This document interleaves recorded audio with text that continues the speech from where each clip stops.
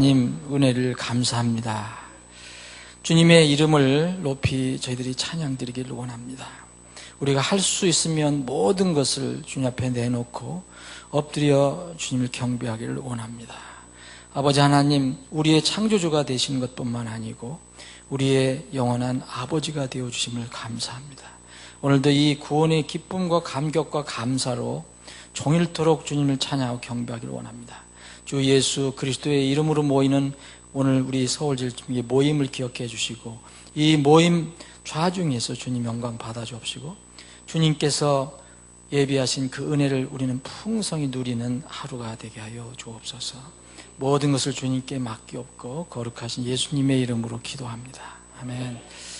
찬송 한 장 더 드립니다. 84장 금빛 찬란한 아침에. 이 찬양은 단순한 멜로디가 아니거든요. 다 바른 가사가 들어있다면 우리의 신앙 고백이 되어야 됩니다. 우리의 신앙 고백이 되기를 바랍니다. 1절, 2절, 4절 드리겠습니다.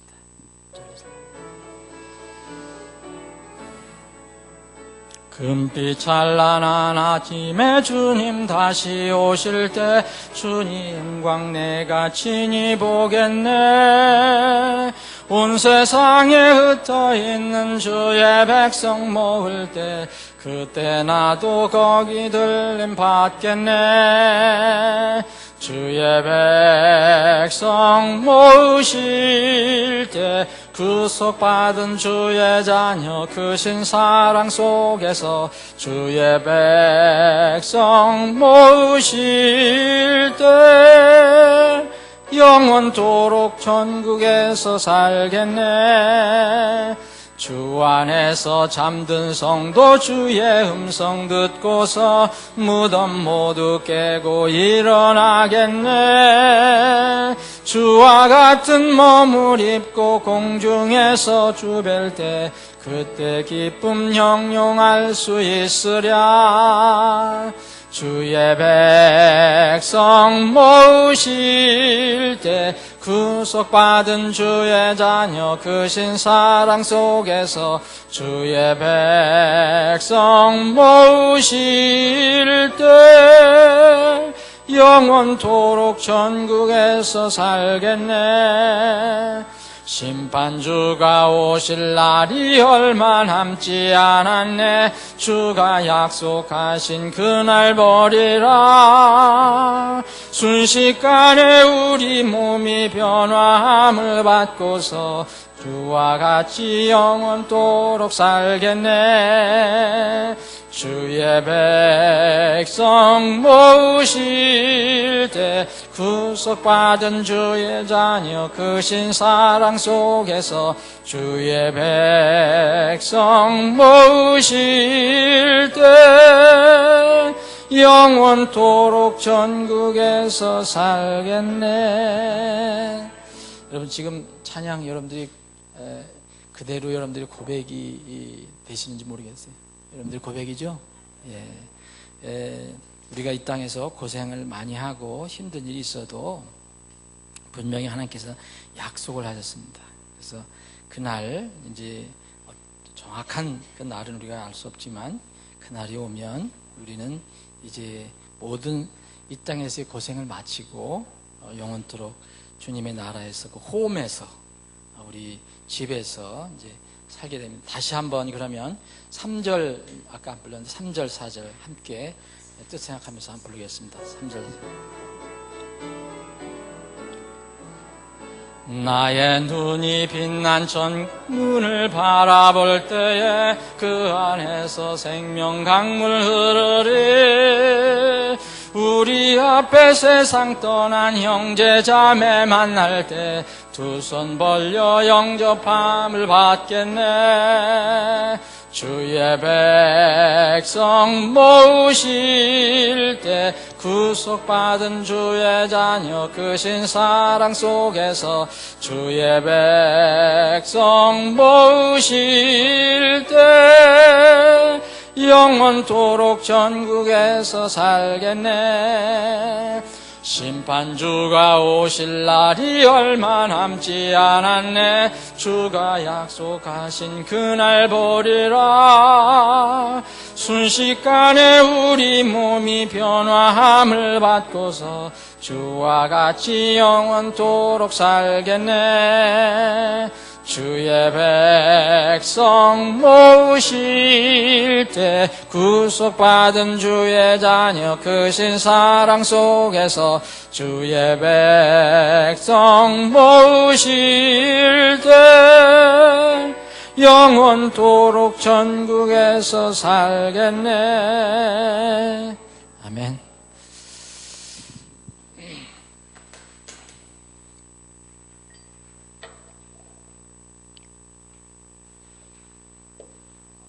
자, 계속해서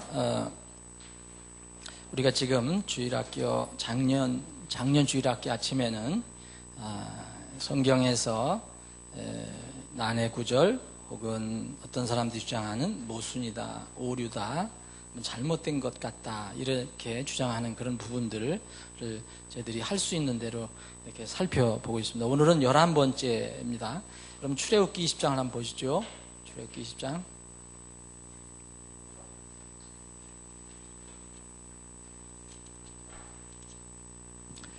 자, 출애굽기 20장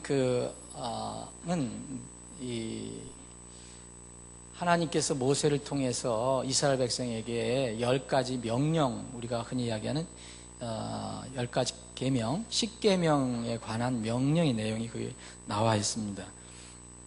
그 중에서 5절, 6절을 보겠습니다. 이 5절, 6절은 4절에 연결된 건데요. 두 번째 계명이죠. 첫 번째 계명은 하나님 앞에 다른 신들을 두지 말라는 거고요.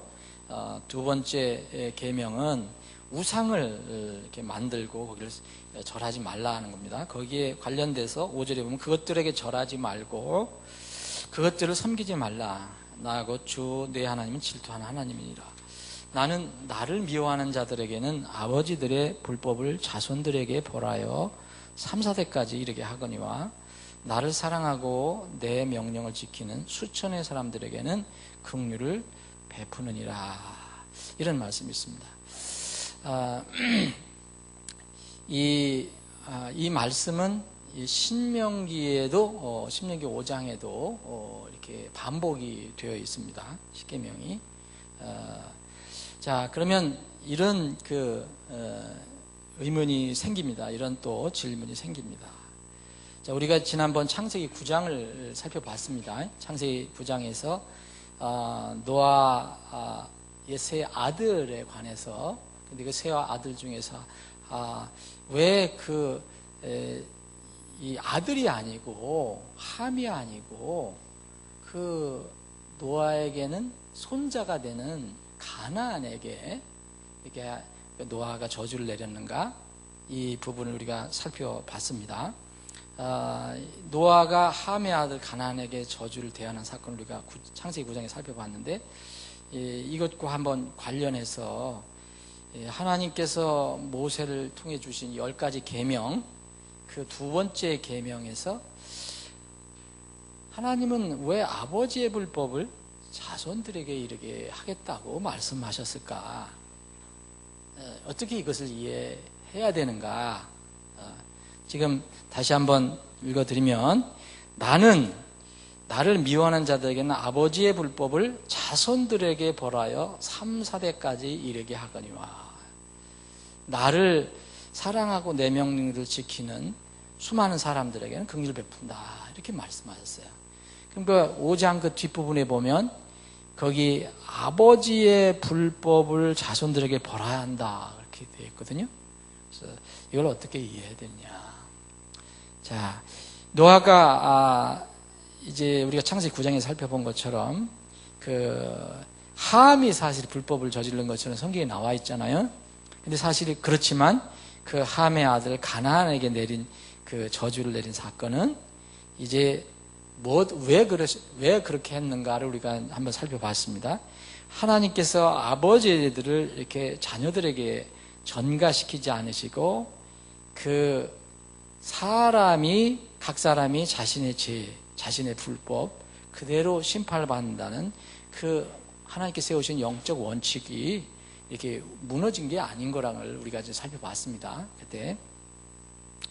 그러면 아버지의 불법을 여기 3, 4대의 자손들까지 벌하신다는 이 말씀을 어떻게 이해해야 되겠습니까? 자, 그러면은 여기 먼저 우리가 여기 이제 벌하다는 말, 여기에 벌하다라는 말을 한번 먼저 살펴봐야 합니다. 벌하다라는 것은 우리 그 영어 킹제임스 성경에는 visit라는 말을 쓰고 있습니다.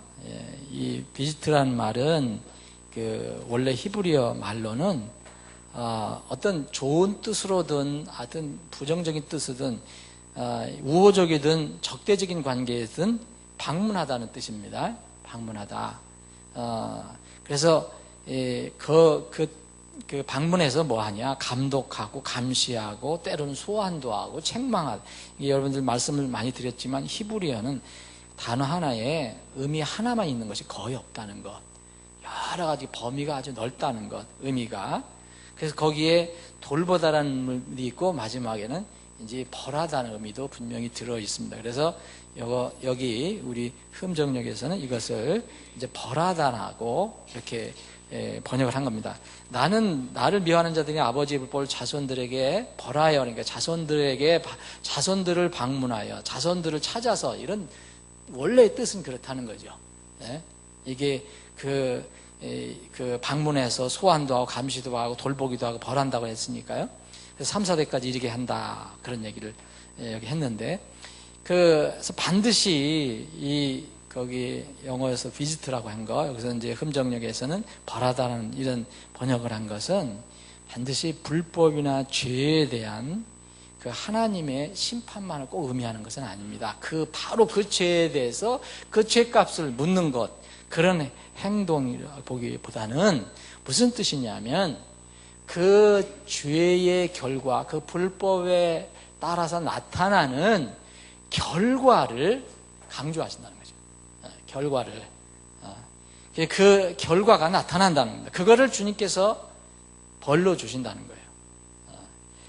자, 우리는 너무 이제 그 복음을 잘 알고 있습니다.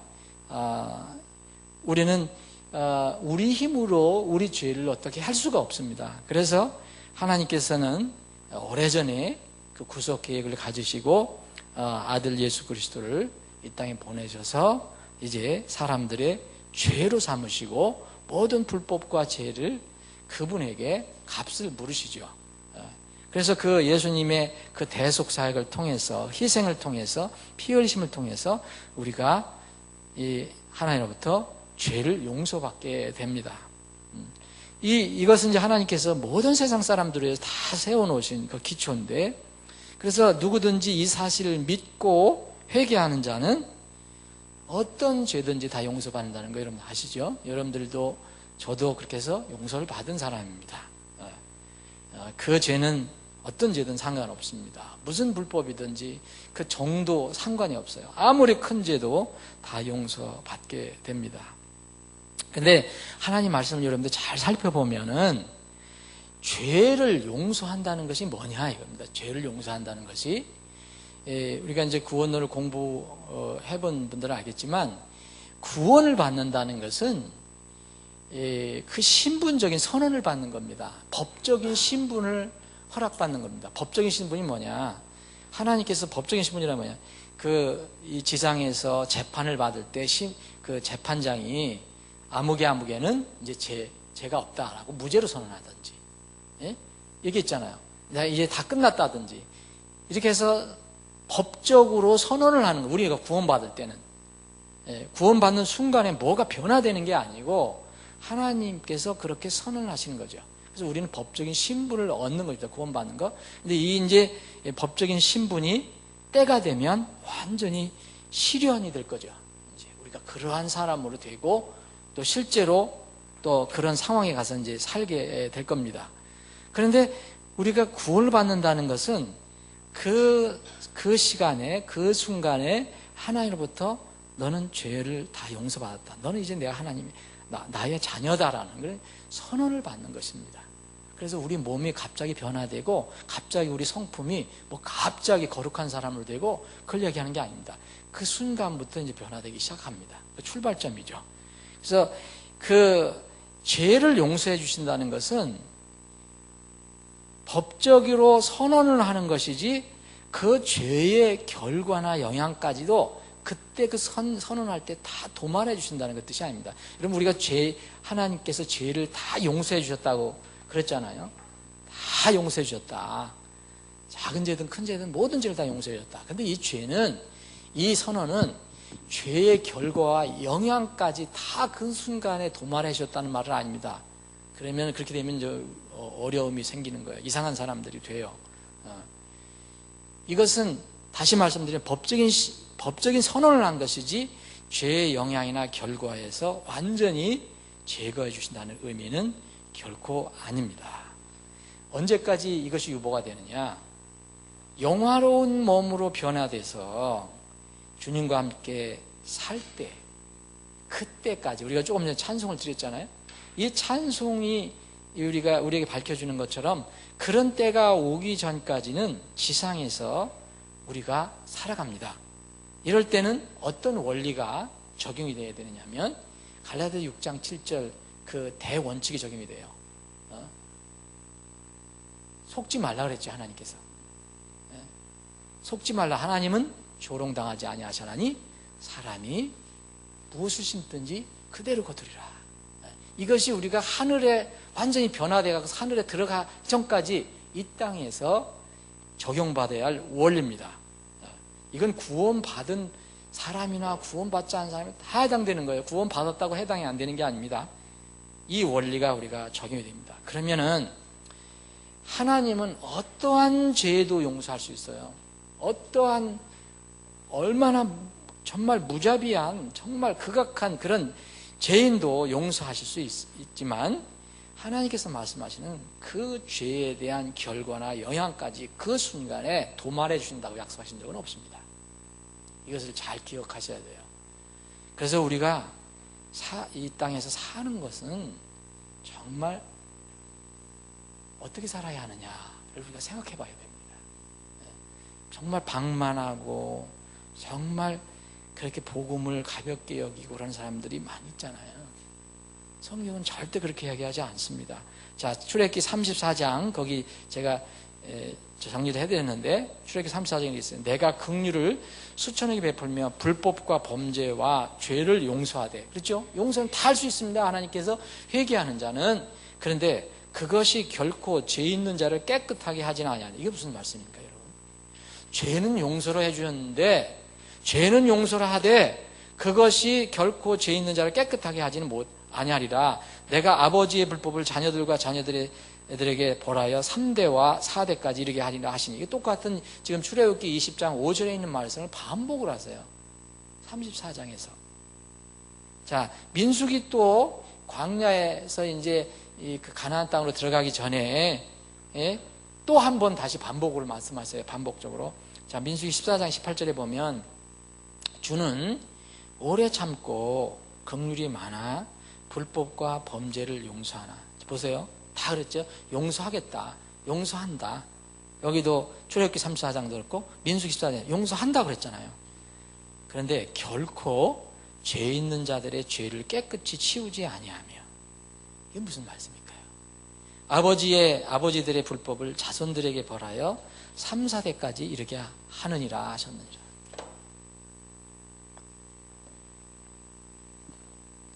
여전히 이 말씀에 사람이 무엇을 심든지 그대로 거두리라는 영적 원리가 항상 적용이 됩니다. 자, 우리가 이제 성경을 이제 균형 있게 잘 살펴보고 우리가 건전하게 그리스도인으로 성장하려면은 성경을 자기에게만 필요한 말씀만 취하는 것이 아닙니다. 골고루 건강하게 잘 섭생을 해야 돼요. 신약에서 예수님께서 공생의 기간 동안에 그 여러 가지 기적적인 일을 많이 하셨는데 그 중에 특별히 그 병든 자들을 많이 고치신 것이 나옵니다. 여기 요한복음 5장에 보면 지금 이제 수요일 요한복음 5장을 요한복음을 공부하고 있는데 거기 우리가 자세히 공부했죠. 요한복음 5장에서 38년 된 병자 여기 나오죠. 병자가 베데스다 연못에 만날 거기에 앉아서 있었던 그 앉은 병이라 어떻게 할 수가 없었어요.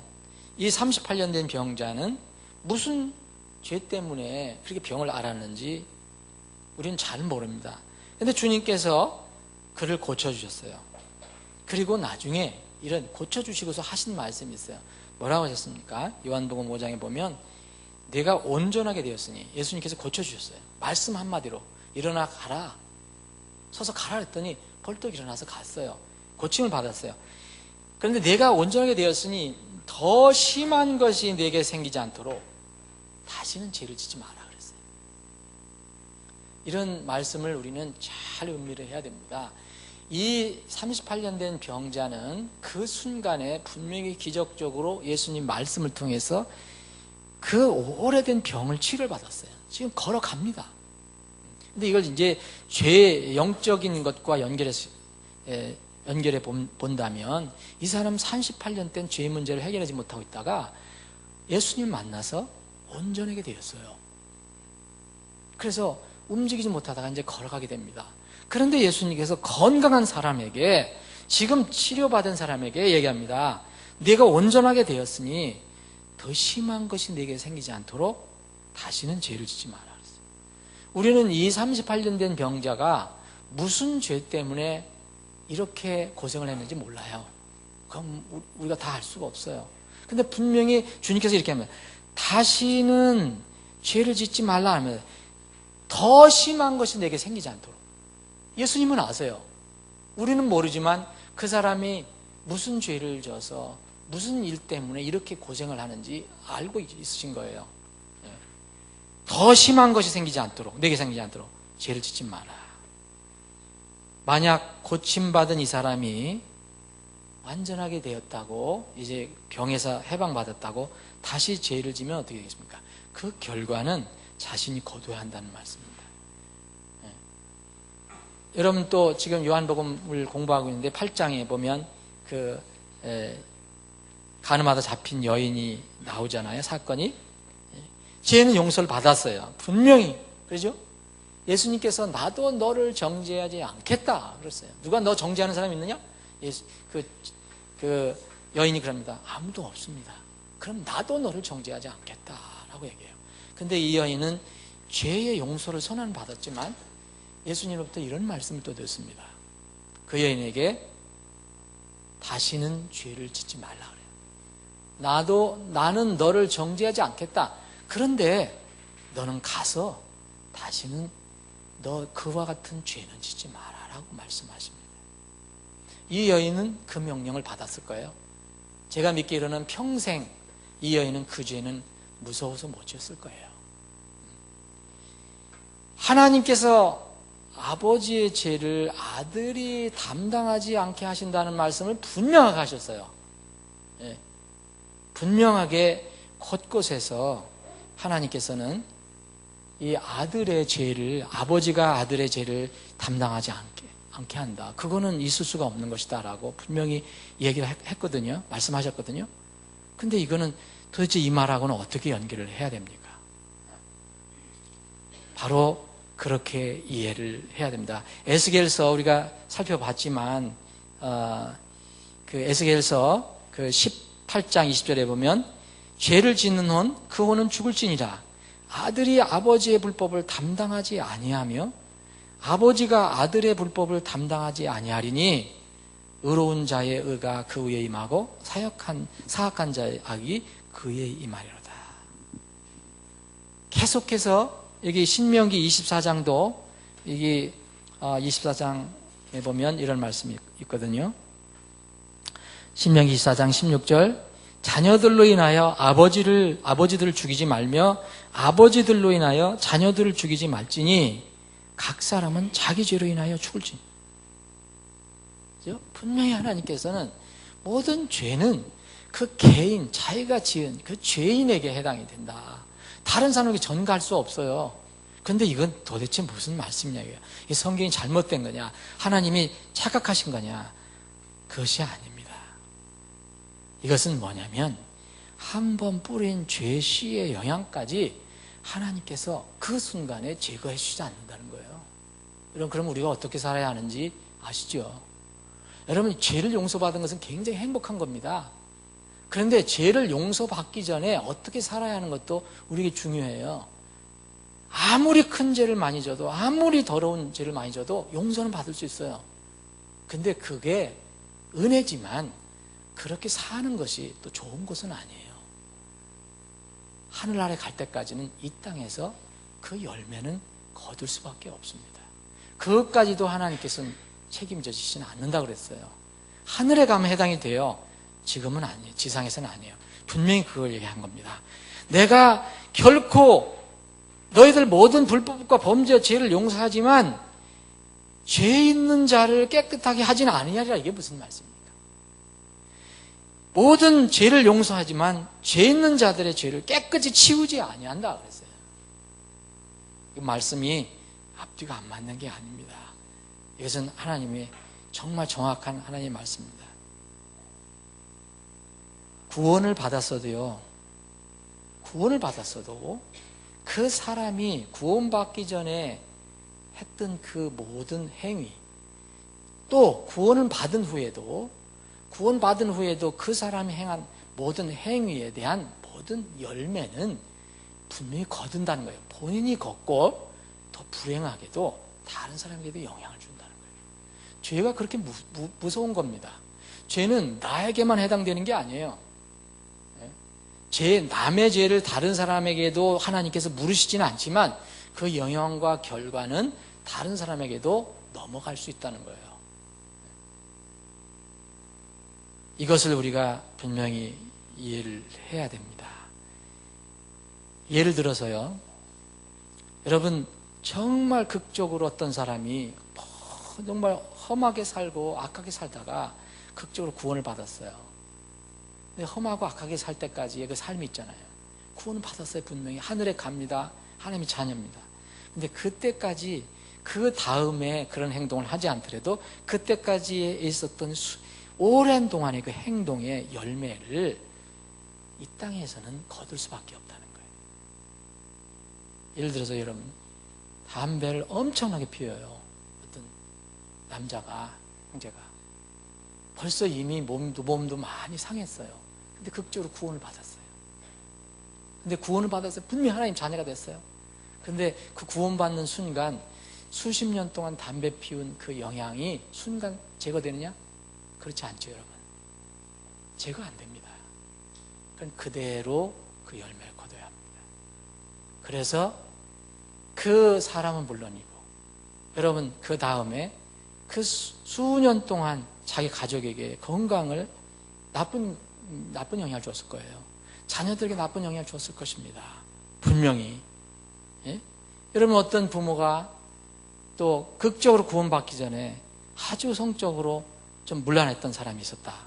그러면 어떤 질병을 얻었다. 그럼 여러분 어떻게 됩니까? 구원은 받았어도, 죄의 용서는 받았어도 깨끗해졌다라고 할 수가 없어요. 몸은 언제까지 기다려야 되느냐? 하늘나라 갈 때까지. 그럼 이 땅에서 그걸 거둬야 돼요. 본인도 병들고, 이러면 자녀들이 병을 가지고 태어나잖아요. 여러분들 그거 아시죠? 네. 병을 가지고 태어납니다. 에이즈 한번 걸린 부모가 또 아마 에이즈가 걸리고, 이때까지 갈 수가 있어요. 그걸 저기 하지 않으면. 이런 것은 지금 우리가 삶 속에서 충분히 바라볼 수 있는 겁니다. 이것뿐이겠습니까? 여러 가지 있습니다. 여러분, 나쁜 행습이 오랫동안 계속이 되면 몸에 나쁜 유전인자까지 생길 수 있다고 합니다. 이것은 육체적인 것에 국한되지 않죠. 육체적인 것은 물론 심리적인 거, 정신적인 거, 성격적인 거, 인격적인 것까지 다 영향이 돼요. 구원은 받았어도, 여러분, 자식들이 왜 아버지의 불법에 분명히 참여하지 않았는데, 아버지가 나쁜 일 하는 것을 분명히 자녀가 참여하지 않는데 왜 아버지의 그 나쁜 죄와 불법 때문에 그 습성의 결과가 아들에게 전가됩니까? 실제로 있잖아요. 아버지가 여러분 거짓말 잘하는 사람 있잖아요. 평생 거짓말하는 사람 있어요. 습관적으로 묘하게 그게 자녀까지 넘어갑니다. 그러죠. 그런 거 여러분들 많이 들으시죠. 예? 그 아버지의 그 모습이 나중에 자녀들, 아버지가 무슨 문제가 이러면 꼭 나중에 보면 그 아들이 커서 그 짓을 또 해요. 무의식적으로 함께 사는 자식에게 크게 영향을 가는 겁니다. 나쁜 본이 돼요. 그 아들도 그래서 그런 여러 가지 불법과 죄에 대해서 무감각해지고 결국은 동일한 똑같은 죄를 짓는 결과가 됩니다. 하나님께서 이것까지는 제거하시지 않는다 그랬어요. 그래서 자연적으로 몇 대까지 내려갈 수도 있는 겁니다. 이것은 무엇을 의미합니까? 하나님께서 왜 이런 말씀하셨습니까? 우리 사람의 불법이나 죄가 우리의 다음 후손까지 이르게 하신다는 것은 우리가 어떻게 살아야 하는가를 정말 경고해 주는 겁니다. 우리가 어떻게 살아야 할 것이냐. 아버지 죄와 부모의 죄와 불법이 자식들에게 다음 세대까지 열매로 그게 나타난다는 거, 생산된다는 사실, 모든 사람들에게 엄하게 경고해 주는 거예요. 다시 말하면은 자기에게 주어진 한 번의 인생 어떻게 살아야 할 거냐 고민하라는 거죠. 그래서 성경이 있잖아요. 근데 구원받지 않은 사람들은 그렇다 하더라도 구원받은 사람들은 복음을 잘못 이해해갖고 구원받아서 모든 것이 끝나는 것처럼 들어서 함부로 사는 사람들이 있어요. 분명히 열매가 있습니다. 여러분 주님의 교회에 손대는 거 열매 분명히 나옵니다. 대에 안 나오면 그 다음 때에도 나와요. 그건 무서운 죄입니다. 그런 거. 네? 분명히 자기가 하나님께 구원받고 나서도 하나님의 뜻이 아닌 그 거역을 하거나 의도적으로 그렇게 하는 것은 분명히 자기에게도 영향이 있지만 다음 사람들에게 영향이 있어요. 심지어는 이웃에게까지도 영향이 있을 수 있어요. 그래서 이 원리는 영원히 진리입니다. 하늘에 가서는 우리가 이제 불법을 안 하고 죄를 행하지 않고 우리가 거룩한 사람으로서 영화로운 몸을 살기 때문에 걱정은 없지만 그러나 이 세상에 사는 동안에는 하나님은 조롱당하지 않으신다 그랬어요. 하나님은 조롱당하지 않으신다는 게 뭡니까?